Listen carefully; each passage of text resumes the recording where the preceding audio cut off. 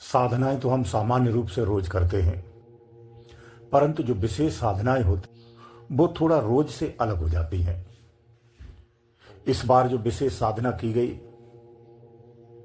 इसमें लोगों को विशेष रूप से ही लाभ हुआ है। वो उनके लिए खास रहेगा। इस विशेष साधना में लोगों को अलग अलग तरह से अनुभव हुए हैं।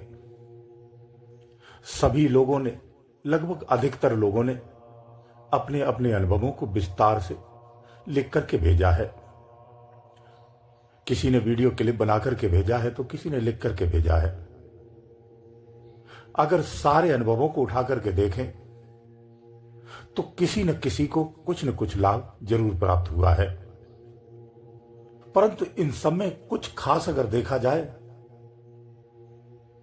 तो जो मध्य स्थान तक जो सीमित थे उन्हें विशेष लाभ प्राप्त हुआ है। कुछ साधक ऐसे हैं जिन्हें लाभ प्राप्त हुआ है कि नहीं, वो इससे अनभिज्ञ हैं।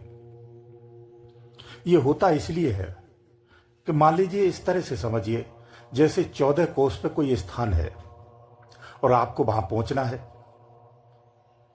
तो इसमें वे साधक जिन्होंने अभी अभी 2-4 दिन, 10 दिन या महीने, 2-4 महीने से चलना प्रारंभ किया है, तो उनके अनुभव कुछ इस प्रकार से थे कि उन्हें मिला कि नहीं मिला, उन्हें इस बात का ज्ञात नहीं है। लेकिन जिन्होंने 2 कोस 3 कोस चल लिया है, उनको उनसे श्रेष्ठ अनुभव हुए और उन्हें कुछ उनसे ज्यादा नॉलेज हुई। ऐसे ही जिसने 5 कोस चल लिया, 6 कोस चल लिया है, तो उसे उससे ज्यादा हुआ। लेकिन जो 7 कोस चल लिया है, उसने स्पष्ट जाना है कि मुझे लाभ हुआ है, क्योंकि 7 कोस वाले को बिल्कुल सेंटर में आ जाता है, उसकी स्थिति सबसे अलग होती है। अन्य जो नीचे 6 हैं, उनसे 6 कोस की दूरी जिनने तय की है, तो 7वें कोस पे पहुंचने वाला सुपात्र भी होता है, सुयोग्य भी होता है और संपूर्ण रूप से सक्षम भी हो जाता है। 7वें कोस पर पहुंच करके उसे कुछ भी प्राप्त होता है, उसका उसे स्पष्टता से अनुभव होता है। वहां फिर उसे संशय नहीं रहता है, क्योंकि वो समाधियों को अच्छी तरह से समझ चुका होता है और उसमें तैरने के लिए वो सक्षम हो चुका होता है। तभी वो 7वें कोस तक पहुंच पाता है। उसे फिर समाधि में दिक्कत नहीं होती है, क्योंकि जो विशेष ध्यान साधना भी थी वो समाधिष्ट लोगों के लिए ही खास करके थी। तो जो लोग समाधि में थे उन्हें विशेष लाभ हुआ है। उन्हें ये कहने की आवश्यकता, समझाने की आवश्यकता नहीं पड़ती है।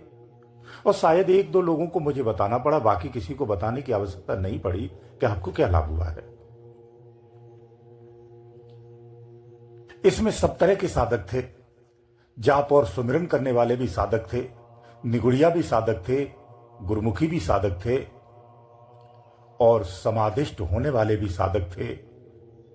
किसी किसी की ऊपरी समाधियां थी और कुछ साधकों की तो गहरी समाधि थी। जो गहरी समाधियों में थे उनका खेल बड़ा हो गया है, उन्होंने विशेष लाभ निश्चित पाया है। तो इसमें सीधी बात है, ऐसा रहता है, साधक की जो स्थिति होगी, वो जिस अवस्था में होगा, उसी स्थिति और अवस्था के अनुसार उसे उसी रूप में ही लाभ प्राप्त होता है। इसीलिए समस्त साधकों के भिन्न भिन्न अनुभव प्राप्त हुए, लेकिन जो समाधिष्ट हुए हैं उनके लगभग लगभग अनुभव एक समान जैसे दिखते हैं। कुछ लोगों की समाधियां वर्षों से नहीं लग रही थी, उनका प्रारंभ हो गया है। कुछ लोगों की यात्राएं रुकी हुई थी, उन्होंने अपना विस्तार से अनुभव को बताया है, उनके प्रारंभ हो गई है। ये सब तो ठीक है, लेकिन अब आगे से इस बात का याद रखना, इतनी मेहनत से, इतनी लगन से, इतनी तल्लीनता से आपने 2 दिन दिए हैं, इसका मुझे बेहद खुशी है, मुझे बहुत आनंद है। मैं अपनी खुशी को बखान नहीं कर सकता हूं, क्योंकि आपने इस मेहनत का मान रखा, इसे समझा, इसका सम्मान रखा और आपने इस लाभ को उठाने का भरपूर प्रयास किया, ईमानदारी से किया है। इसमें कुछ लोग चाहे विफल रह गए हों, उन्हें कोई बात नहीं। जो विफल रह गए हैं उन्हें पुनः मौका एक बार फिर दिया जाएगा, वो भी नजर में है, ऐसा नहीं है। सूक्ष्म जगत स्थूल से थोड़ा भिन्न है, मैं कुछ समझाने का प्रयास करता हूं। चूंकि सूक्ष्म का अनुभव नहीं है तो स्थूल जगत के स्थितियों के अनुसार ही हम अंदर में कल्पना कर लेते हैं, जो कि तुम्हारी कल्पना से बिल्कुल भिन्न है। वहां ऐसा और इस तरह से कम्युनिकेशन नहीं है। सूक्ष्म का रहस्य यह है कि आप चाहे किसी भी देश में कितनी भी कोसों दूर क्यों न बैठे हो, वहां दूरी नहीं होती है। वहां कोई दूरी नहीं होती है। सूक्ष्म में सब अपने में होता है और एक ही स्थान से ऑपरेट होता है। जो समूची आपको दुनिया और ब्रह्मांड दिखता है, ये कनेक्ट है एक स्थान से।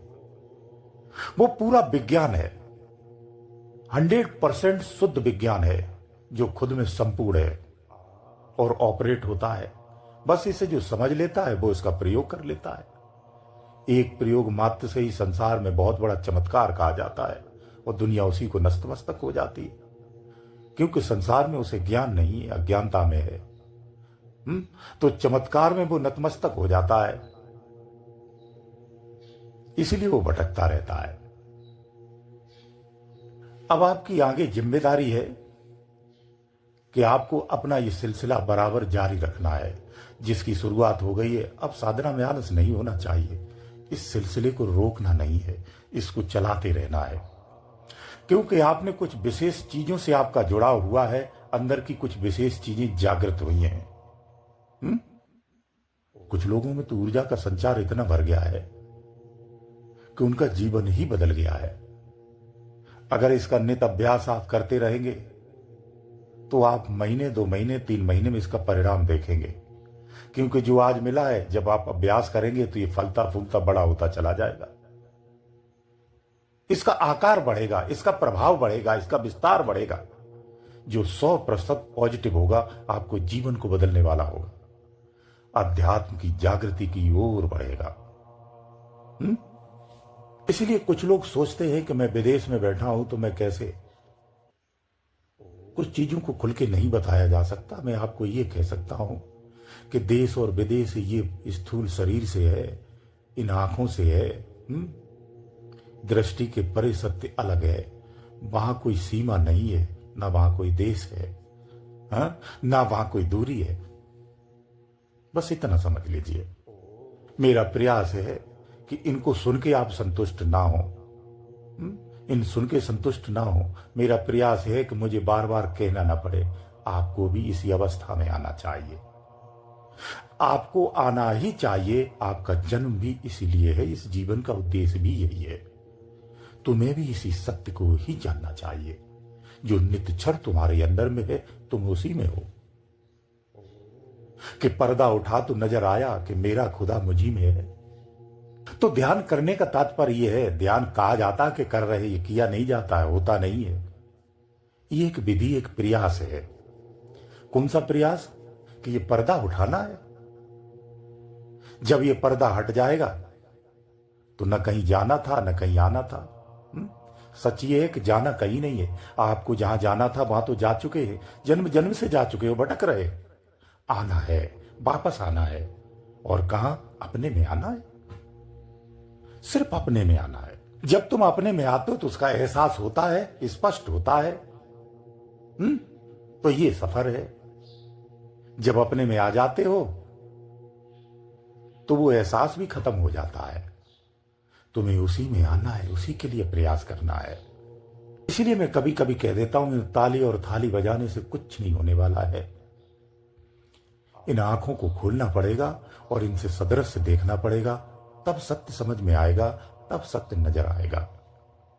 तेरा महबूब तुझी में बैठा है, पर तू अपने महबूब से अलग बैठा है। वो तुझ में है, तू उसमें है। न वो अलग है, न तू अलग है। सच ये है कि तू खुद को अलग मान बैठा है। तू अपनी नजरों को पलट ले तो नजर आ जाएगा। ठहर जा एक पल के लिए, तू उसी में समा जाएगा। तो ये परम सत्य है। इसलिए सत्य ये है कि जो आप ध्यान कर रहे हैं, ये ध्यान भी नहीं है, वास्तव में नहीं है, लेकिन अभी है। जब तुम अपने में हो जाओगे तो ये ध्यान भी नहीं होगा, तब लगेगा कि ये कल्पना थी। तो ये ध्यान भी तुम्हारे लिए फिर एक स्वप्न मात्र रह जाएगा। जिस प्रकार सफलता के बाद व्यक्ति अपने संघर्ष को भूल जाता है, ऐसे ही जब साधक अपने में मिल जाता है तो समूचे संसार को और जीवन के समस्त अध्ययन को और ध्यान की क्रियाओं को किए गए संघर्ष को सब भूल जाता है। उसके लिए स्वप्न के समान हो जाता है। तुम्हें आज से रोज ऐसे ही प्रयास करना है, ऐसे ही प्रयास करना है और सबको करना है। कोई ये न सोचे कि मुझे अनुभव नहीं हुए, चल करके तो देखो, तुम्हें भी मिलेगा, निश्चित मिलेगा। प्रयास करोगे तो मिलेगा। आप पहले से ही उपलब्धियों की इच्छा रख करके प्रयास नहीं करना चाहते तो फिर आपसे प्रयास होगा भी नहीं, क्योंकि रास्ते में आपका मनोबल टूटने वाला है। निस्वार्थ लग जाओ अपनी भक्ति पर, अपनी साधना पर, अपने अभ्यास पर निरंतरता, ईमानदारी और सत्यता से उसमें लगे रहो, पूरी लगन से। आपको इसका परिणाम निश्चित प्राप्त होगा। थोड़ा सा तो प्रयास करके देखिए। लेकिन जो परिणामों को सबसे सम्मुख आगे रख करके चलते हैं वो साधना में नहीं बढ़ पाते हैं। पहले प्रयास करना है निस्वार्थ।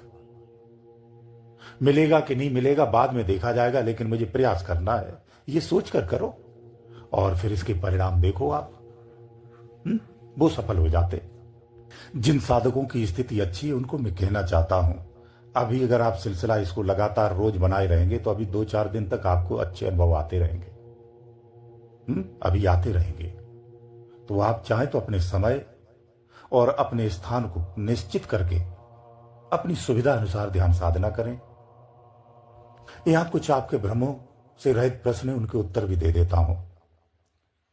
कुछ लोगों का यह कहना है कि ध्यान तो घटित हो रहा, ध्यान करना क्या करना और किसका करना, कहां करना है।